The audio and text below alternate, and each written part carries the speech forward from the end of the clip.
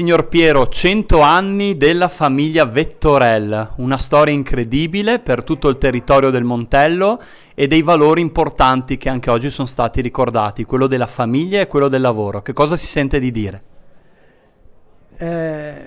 Dico che siamo arrivati a un traguardo molto longevo, diciamo, e abbiamo superato tante difficoltà e siamo sempre andati avanti col nostro lavoro in bene e in male, anche per la mancanza del papà che è morto abbastanza giovane. Come E si purtroppo chiamava? Vettorel Antonio e io Vettorel Pierantonio. Credo di proseguire fino a che Dio ci dà la salute per poter andare avanti e che Dio ce la mandi buona. Ecco, tutto questo, Ecco, la nient'altro. vostra famiglia che attività aveva? Il ristorante, ci spieghi? Allora, noi siamo arrivati da Cordignano, l'ultimo paese della provincia di Treviso, e da una famiglia contadina.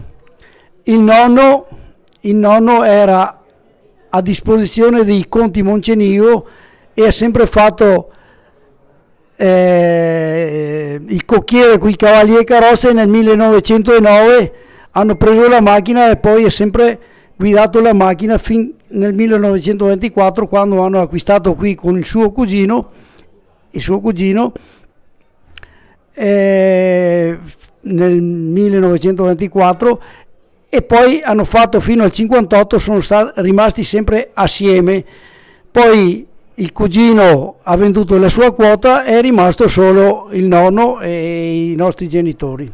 Ecco, e che attività avevate quindi? L'attività nostra era agricola e dopodiché, diciamo, nel 1939, quando hanno fatto il deposito di carburanti qui vicino a noi, la sorella del nonno ha fatto la richiesta di una licenza di vendita vino per esportazione, che l'hanno concessa, e da quel momento siamo andati avanti oltre 20 anni, diciamo, con questa vendita di vino per esporto, e poi come frasca e vendita di panini e soppressa e un po' di formaggio fino al 1960, quando abbiamo avuto le licenze regolari dal comune, e tuttora stiamo andando avanti. E oggi festa tutto il giorno praticamente? Oggi festa tutto il giorno per tutti gli amici e tutti i conoscenti che ci vengono a trovare